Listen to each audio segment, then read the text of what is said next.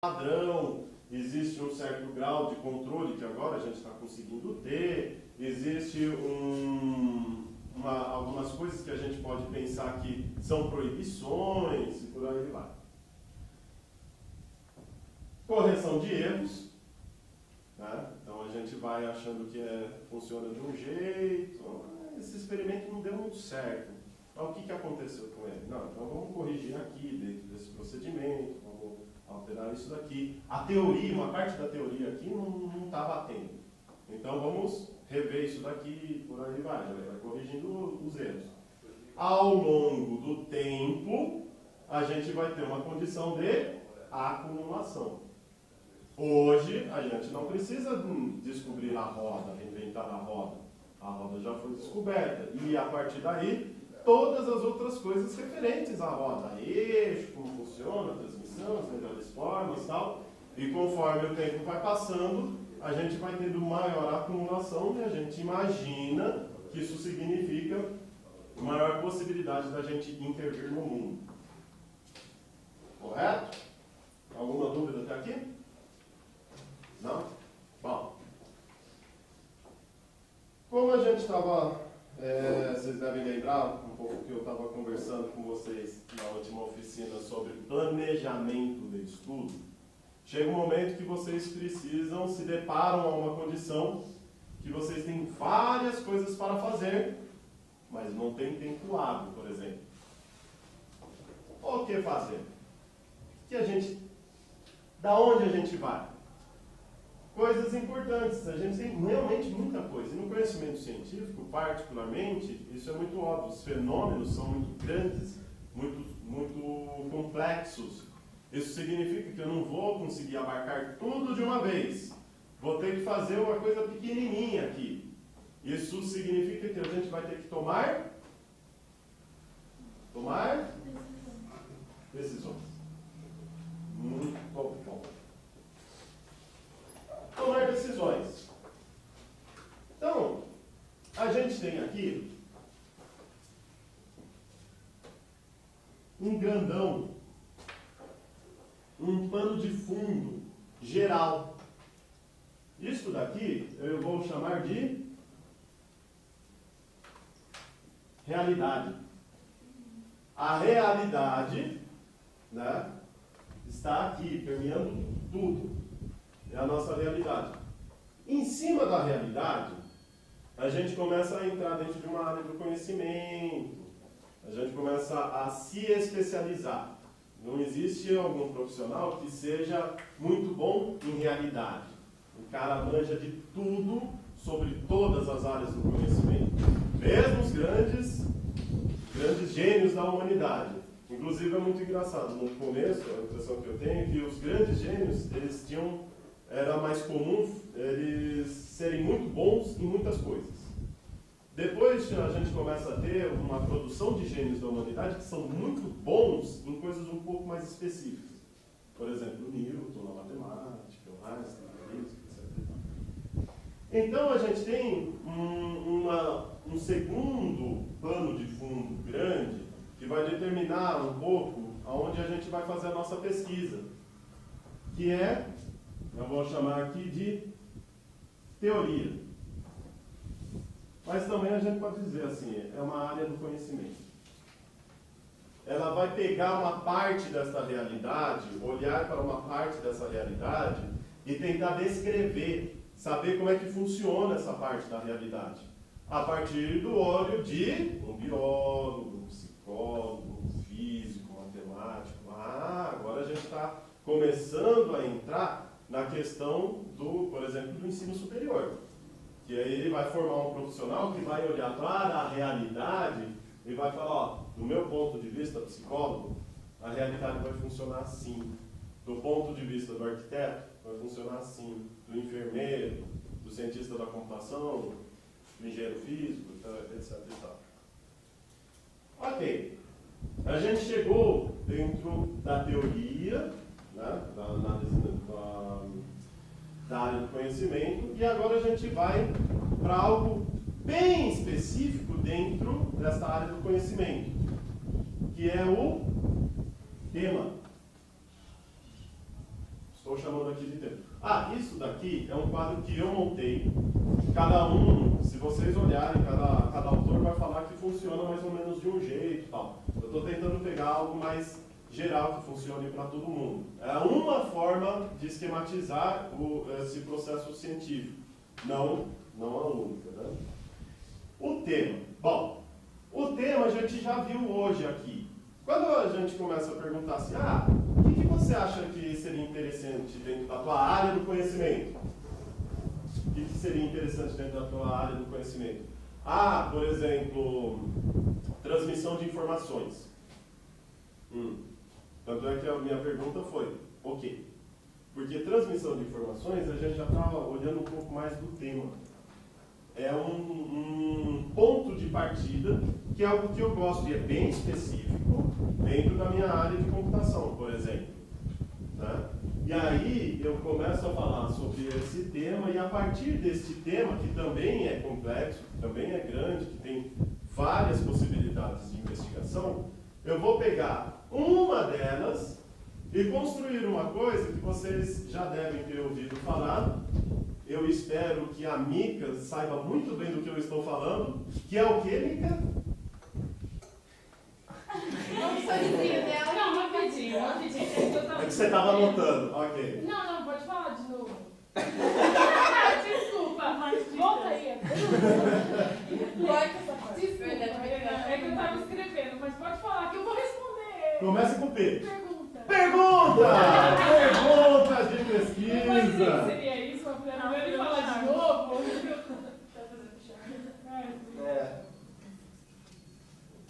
Pergunta de pesquisa.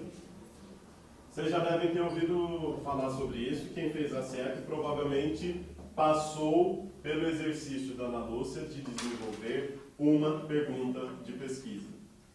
E ela fez ela cria uma condição para você construir uma pergunta de pesquisa. Ela dá alguns critérios, você constrói uma pergunta de pesquisa, manda para ela e aí ela vai debatendo. Isso daqui não está tão bom por causa disso, você tem que melhorar isso, você tem que melhorar aquilo. Bom, pergunta de pesquisa vai ser um ponto que eu vou conversar bastante com vocês aqui.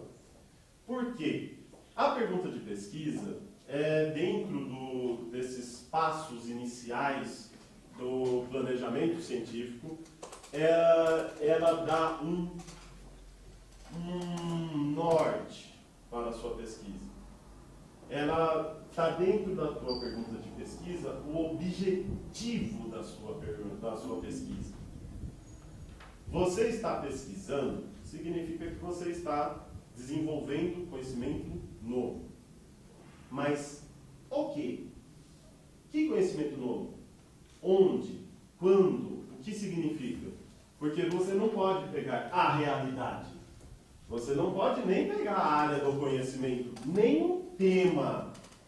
Porque são todas coisas muito amplas. Você tem que ter algo muito específico, que é a pergunta de pesquisa. Aí sim, a partir da pergunta de pesquisa, o que eu sei que eu vou responder com a minha pesquisa, eu vou efetivamente botar em andamento a minha pesquisa. Todas as outras decisões, elas vão passar principalmente pela pergunta de pesquisa. A pergunta de pesquisa, ela vai articular todo o trabalho subsequente do conhecimento, da construção do conhecimento científico, da pesquisa. Isso vale para o mestrado, isso vale para o doutorado, para a iniciação científica, TCC, monografia, etc. e tal. Quem passou por uma iniciação ou por um TCC, está passando pela monografia e tal, deve ter se deparado com essa situação aqui.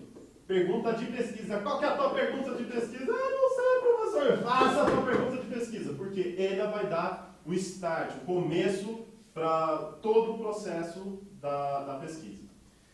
Tem algumas características importantes da pergunta de pesquisa. Uma delas é em relação à importância social. Por que é importante a tua pesquisa do ponto de vista social? Algumas são mais fáceis, mais óbvias de se de se notar. Por exemplo, como funcionaria um hospital sem enfermeiros? Bom, do ponto de vista social, a gente sabe dos desdobramentos, que inclusive ela falou, gente, o enfermeiro é muito desvalorizado. E aí sim a gente teria elementos, por exemplo, para dizer assim, olha, do ponto de vista social, é um problema a gente ter um enfermeiro desvalorizado. Olha só o que significa não ter um enfermeiro. Ou do que ele falou, do processo de gentrificação de um lugar. Do ponto de vista social, a gente tem um problema sério de pessoas saindo do lugar, a região sofrer especulação imobiliária e tal. É importante a gente entender isso. Tem uma importância social muito grande.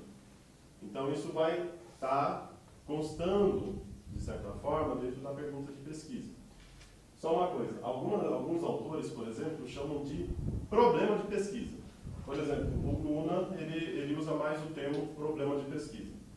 Eu prefiro pergunta, mas por uma situação de problema normalmente remete a algo ruim.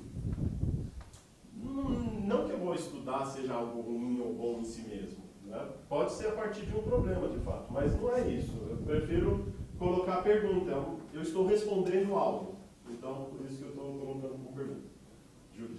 Então, eu tenho um pouco de dúvida assim, porque uma pergunta, se você está fazendo uma pesquisa que não necessariamente tem uma resposta, por exemplo, não seria uma pergunta, mas você vai analisar uma coisa, mas não necessariamente você vai chegar numa resposta. Eu não sei explicar muito bem. Não sei se você entendeu a minha dúvida. Entendi. A pergunta de pesquisa... Não seria uma pesquisa, é isso? Não é isso. A pergunta de pesquisa, ela é uma pergunta que você está fazendo e você vai tentar responder da melhor forma possível com a sua pesquisa.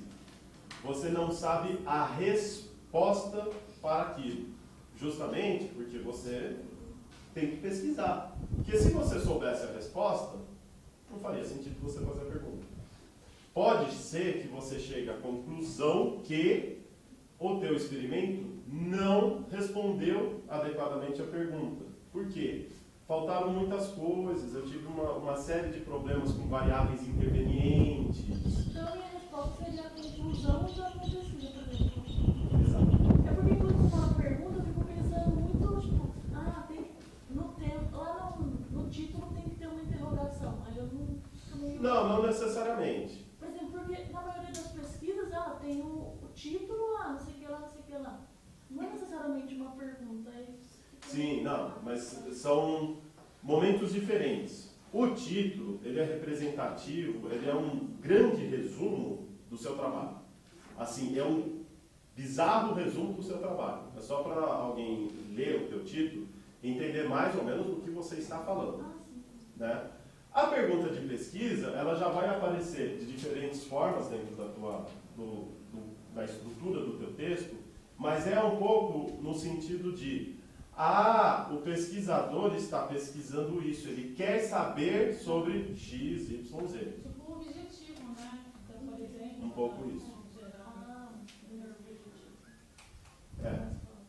Ele não é exatamente o objetivo, mas é isso, ele é um guarda-chuva do teu, que vai direcionar todo o teu trabalho. Mais alguma dúvida? Então, eu estava perguntando para ele, a conclusão é a pergunta de pesquisa? A conclusão, a discussão e tudo mais, ela vai estar sempre articulada com a tua pergunta de pesquisa. Então, por exemplo, vamos dizer que eu estou pesquisando sobre ovos de galinha.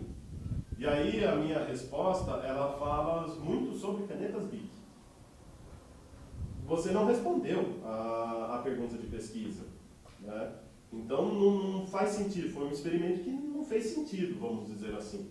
Agora, quando eu estou colocando, vou pesquisar sobre alguma coisa sobre ovos de galinha, a minha discussão tem que estar em articulação com isso daqui. Não vai rolar assim, resposta, aconteceu tal coisa.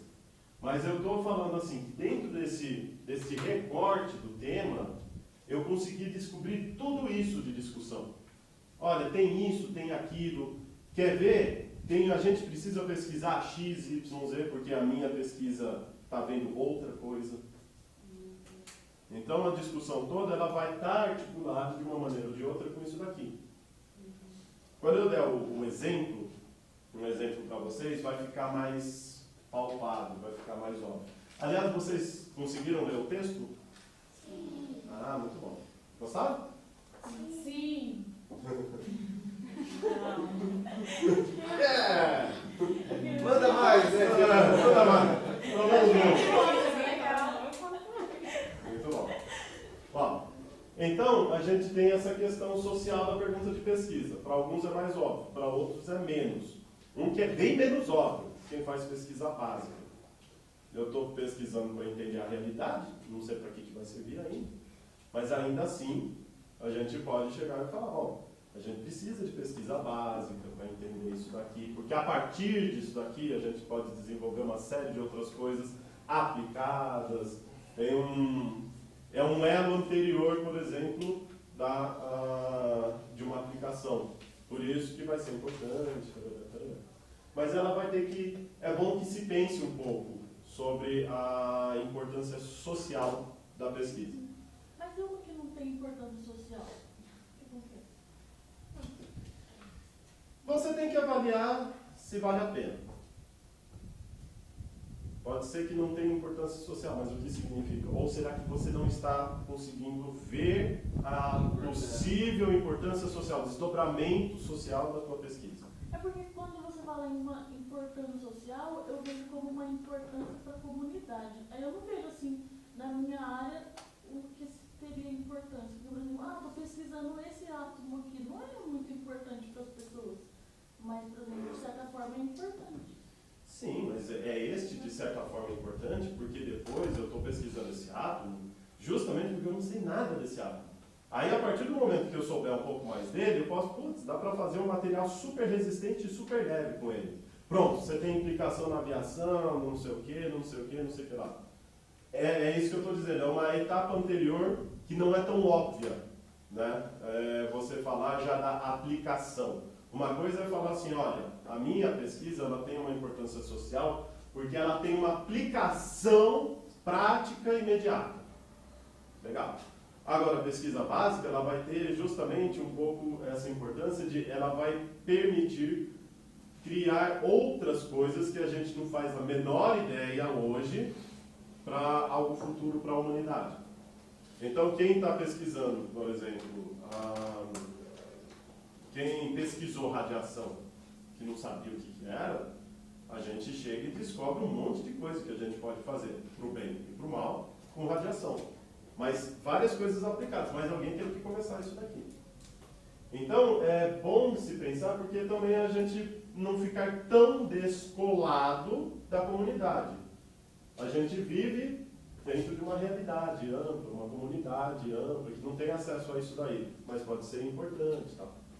Para não ficar só a pesquisa pela pesquisa. Se você quiser fazer a pesquisa pela pesquisa, você pode.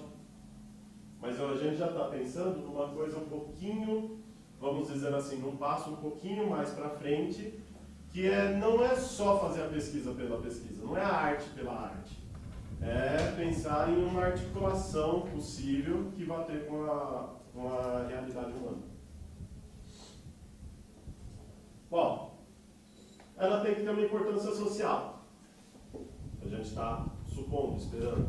E eu acho que assim, economia solidária, que é o contexto que vocês podem pesquisar, isso daqui é muito fácil de justificar. Economia solidária.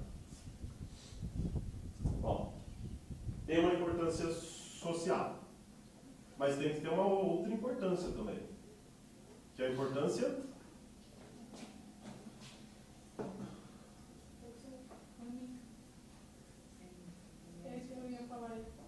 científica. Que é o que está pensando. Está igual. Não tem como não pensar. Uma importância científica. A gente, que nem alguém falou assim, acho que foi a Júlia mesmo. Eu estou respondendo alguma coisa, mas eu não sei o que é. Bom, é bom que seja isso, que você responda algo que você não sabe. Porque se você responder algo que você já sabe, o que a comunidade já sabe, a importância científica disso daqui é nula. É esse que é o ponto. Isto sim a gente precisa observar bastante. A importância científica do meu trabalho. E a pergunta de pesquisa ela vai dar um pouco um parâmetro. Assim. A partir dela você pode olhar e falar assim, nossa, com a resposta disso daqui, eu consigo ter como importância científica tal coisa, tal coisa, tal coisa. Ou porque eu estou abrindo uma área nova, ou porque eu estou estudando algo muito específico, uma condição muito específica, tal. Mas isso você precisa justificar. A importância científica para você fazer uma pesquisa científica. Agora, quem que vai me falar? Importância científica, mas quem? Eu não sei. Eu estou chegando agora na área. Eu sou um neófito nisso daqui. Então tá bom. Você precisa saber disso daqui. Aonde que você vai olhar? Na literatura.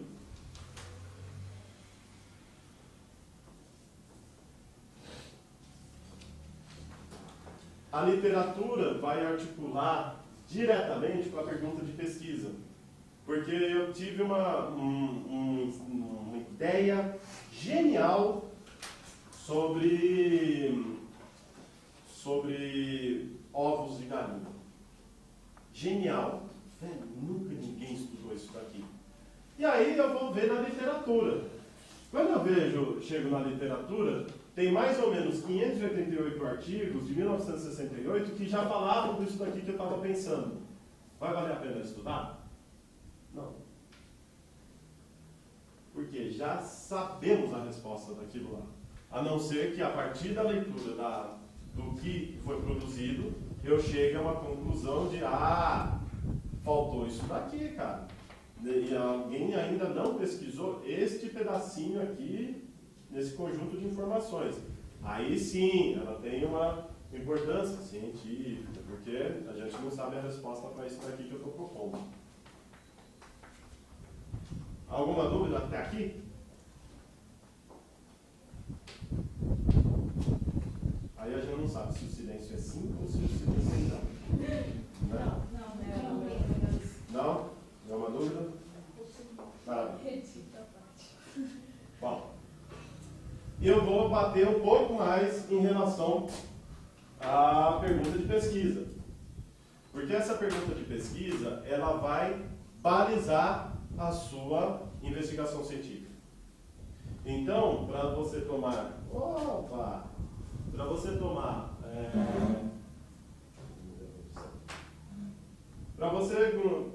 como ponto de partida a pergunta de pesquisa, alguns critérios são importantes para a gente começar. O primeiro, vocês tiveram um exemplo muito grande agora na entrevista. Por quê? Qual que foi a pergunta? Dê um exemplo do que seria uma pesquisa da hora, muito louca, sobre qualquer coisa. Então eu estou perguntando qualquer coisa sobre qualquer coisa, não estou dando critério nenhum. Eu estou falando assim, pensa aí, pensa no mundo, pensa no universo, pensa em algo que viu, vai vir e universos paralelos. Então, eu não estou dando um critério. Eu não estou sendo preciso. A pergunta de pesquisa, ela precisa ser precisa. Ficou bonito isso, não? Garoto! É um mnemônico. A gente precisa escrever, pensar na pergunta de pesquisa com precisão. O que significa precisão? Definição, por exemplo, dos termos que eu estou usando. O exemplo dele é bom. Gentrificação. Se é um termo que todo mundo da área de conhecimento dele sabe, entende, então beleza. Ela está presente lá. Não preciso entrar em detalhes sobre o que é gentrificação. Eu falo e as pessoas já têm noção do que é esse processo. Agora, eu não posso chegar e falar assim, eu quero saber, por exemplo, o que é tal coisa. O que é tal coisa fica muito etéreo, fica pouco preciso. Eu preciso descrever um pouco mais. O que eu estou fazendo? Não é algo muito ao léu. E isso é um exercício que a gente tem que ir fazendo aos poucos. Então, normalmente, um processo que eu passei de criar a minha pergunta de pesquisa era: pense em várias coisas, não põe critério nenhum, pense. O que você gostaria de estudar dentro da tua área de conhecimento, um tema e tal? Coloquei um monte de coisa. Aí peguei um que me pareceu interessante e aí eu comecei a trabalhar aquilo lá. Bom, agora isso daqui não pode ser só: eu quero ver o que acontece com A e B. O que acontece com A e B? O que você está querendo ver? A e B em quais condições, por exemplo? Né? E aí a gente vai deixando mais claro isso. Então você tem que olhar a tua pergunta de pesquisa, ela tem que dar o panorama geral e muito claro sobre o que você está fazendo. Porque a partir do momento que a gente sabe o que a gente está fazendo, a gente toma as decisões mais adequadas para responder a pergunta de pesquisa. Vocês já ouviram aquela frase: quando a gente não sabe o que fazer, qualquer opção é boa?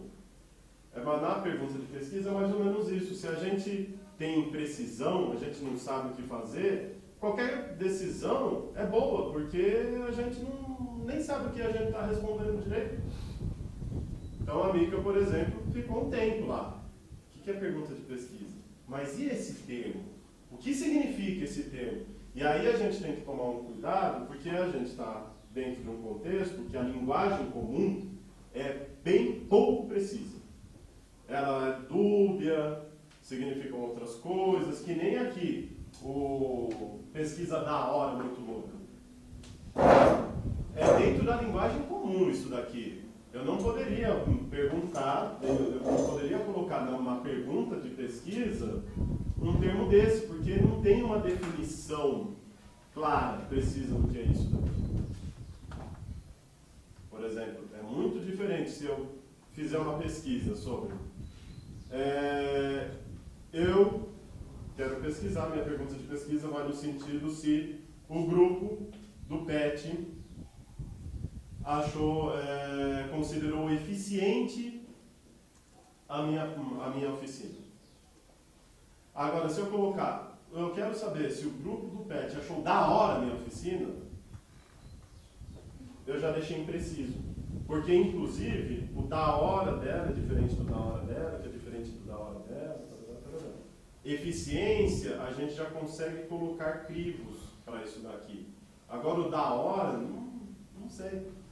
Eu sou de uma região que da hora é outra coisa, não tem nem a ver com gosto. Nem existe a palavra da hora. Nem existe a palavra da hora, nem sei o que é isso. Então aí a gente tem esse problema. Certo? Vocês têm, desculpe informar para vocês, mas vocês têm um tempo limitado. Bastante limitado. Alguns mais, outros menos, mas muito limitado. Vocês não podem estudar a realidade. Vocês não podem estudar a teoria inteira, a área do conhecimento inteira. Não há tempo para isso. Vocês precisam ter uma pergunta de pesquisas que seja adequada ao tempo. Ela precisa ser compatível ao tempo. Então eu vou estudar o exemplo do hospital sem enfermeiros. Eu vou estudar um hospital sem enfermeiros, só que eu vou ter que construir esse hospital. Vou pegar um hospital que já existe. Só que quanto tempo eu tenho para fazer essa pesquisa? Eu tenho 6 meses. Vai dar tempo? Nem que eu construa um hospital em 2 dias. Não vai dar tempo. Porque a gente precisa de um espaço de tempo para entender o que está acontecendo lá, para pegar os dados, olhar o que aconteceu, etc. Então, uma coisa que às vezes a gente começa com pesquisa, a gente fala: uhul, tô animado, vou pesquisar pra caramba, e agora eu vou fazer assim, abraçar o mundo. Amigos, você vai cair do cavalo. Não vai, porque não tem tempo para isso. Então, qual que é o critério de tempo? É um mestrado? Eu tenho 2 anos, via de regra. Com 2 anos eu consigo fazer uma pesquisa com um certo grau de complexidade. Não, eu tenho uma iniciação científica, é 1 ano só. Também dá para fazer uma pesquisa complexa, razoavelmente complexa, mas ela provavelmente não vai chegar ao grau de complexidade de uma pesquisa de mestrado, que são 2 anos. Aí eu tenho um doutorado, são 4 anos. Nossa, agora eu posso pesquisar algo muito mais profundamente, coletar muito mais dado, fazer algo muito mais robusto do ponto de vista científico.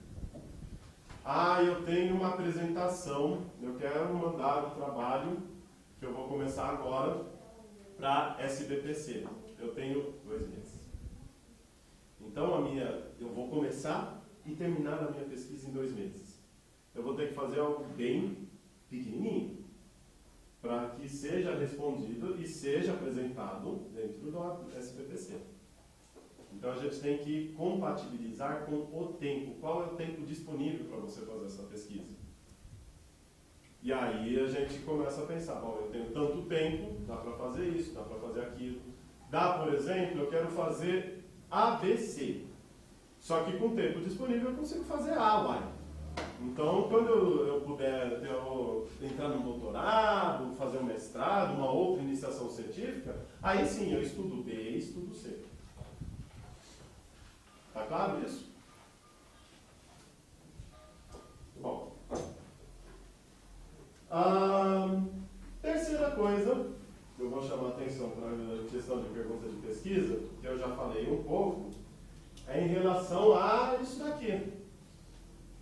Sabe a história desse, como eu posso dizer, dessa pintura à esquerda? Alguém não sabe? Essa pintura aqui, essa pintura de Jesus aqui à direita, foi feita por um artista, muitos anos, artista, aquela coisa, se perdeu no tempo e tal. Era uma pintura muito antiga que estava muito deteriorada. Precisa de manutenção e tal. E é esta daqui à direita. O que aconteceu? Uma senhora, aposentada, espanhola, falou assim, eu vou fazer a restauração. E a restauração resultou nesta figura à esquerda. Bem espanhola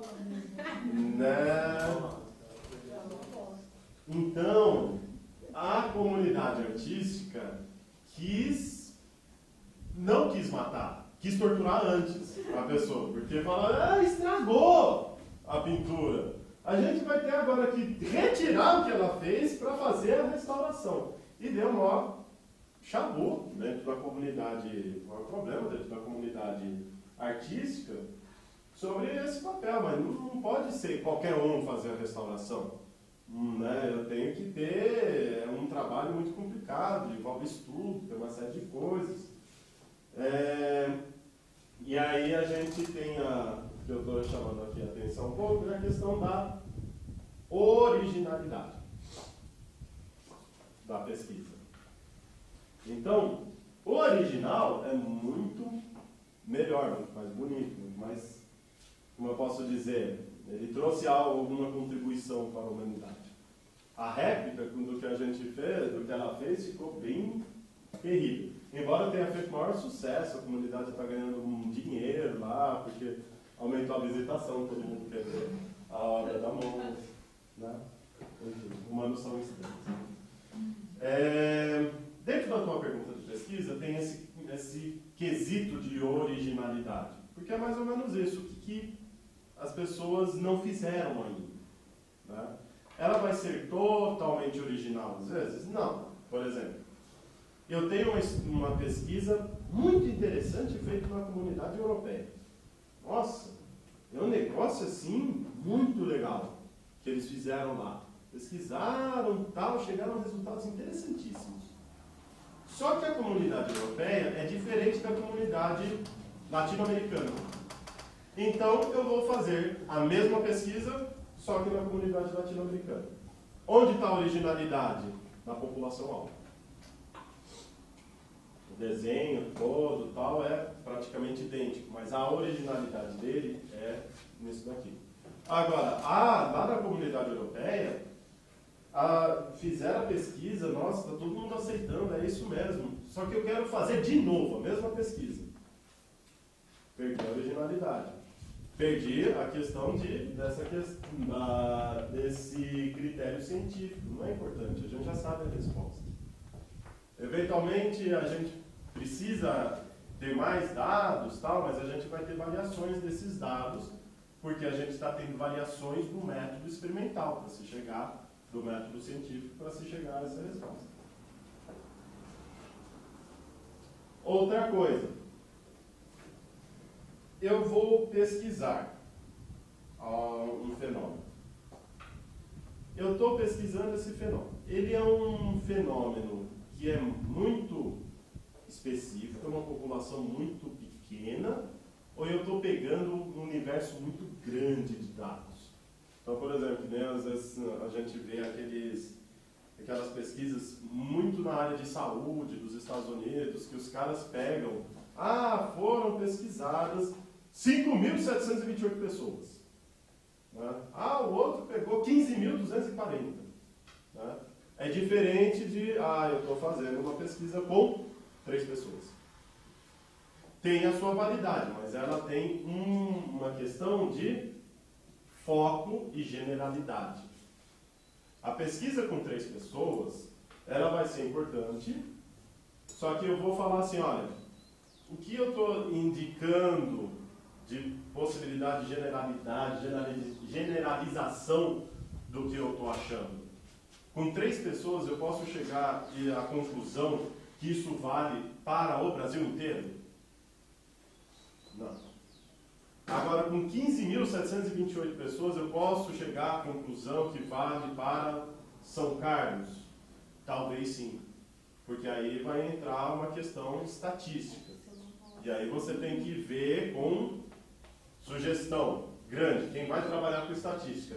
Consulta o estatístico. Antes de você chegar e fechar como é que você vai fazer a tua pesquisa.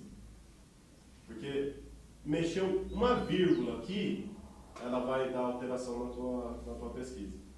Então, com o estatístico, uma conversa interessante seria assim, vamos supor que alguém vai fazer uma pesquisa sobre hábitos de consumo com a comunidade da UFSCar. Aí eu vou para o estatístico e falo assim, eu quero fazer uma pesquisa, um questionário fechado sobre hábitos de consumo. E eu quero saber da comunidade acadêmica da UFSCar. Eu quero que tenha essa generalidade. Então ele vai catar e vai falar assim, bom, a comunidade da UFSCar tem, sei lá, 30 mil pessoas. É São Carlos ou é a UFSCar inteira? São Carlos. Então tá bom. São Carlos tem um pouquinho menos, 26 mil pessoas, vamos supor. Então você quer generalizar para a comunidade de São Carlos? Então eu vou colocar aqui o teste que você tem que fazer isso, tal, então você vai precisar que 2.300 pessoas respondam ao seu questionário. Então agora eu sei que são 2.300 pessoas. Mas tem uma coisa aqui, o teu questionário tem muitas possibilidades, cada resposta tem muitas possibilidades de escolha. E isso vai se dispersar conforme vai passando o tempo. Você precisa restringir um pouco mais. Em vez de dar 10 opções, você precisa criar uma categoria que se enquadre em 7. E aí eu faço a adequação, por exemplo, do meu instrumento. A conversa com um estatístico é importante por causa disso. Agora, eu não quero, eu estou fazendo uma pesquisa exploratória. Não faço ideia dos hábitos de consumo da comunidade, quero ter uma ideia mais ou menos para onde está indo, o que eles estão fazendo. Não vou precisar de estatística tão fortemente assim. Pode ser que ele fale, então dá para fazer tal coisa, aí você usa outro método de análise estatística que permite uma certa, encontrar um certo padrão, mas pelo menos, por favor, pega 20 pessoas. Então ele vai te dar esses parâmetros do estatístico. Então, pergunta importante, foco e generalidade, qual que é da tua pesquisa? E foco e generalidade, por exemplo, ela vai impactar com o tempo. Provavelmente, uma pesquisa com 15.728 pessoas vai exigir mais tempo do que uma pesquisa com 3 pessoas. Provavelmente. Certo? E a última coisa que eu queria chamar a atenção para a pergunta de pesquisa é essa daqui. Qual que é a importância da tua pesquisa? Rapidinho, né? Esse foco de generalidade tem a ver com a replicabilidade, não? Não? Não. Então, Ele tem a ver com o universo que você está pesquisando em comparação com um coletivo maior. Então, pesquisa eleitoral. O que eles fazem com pesquisa eleitoral?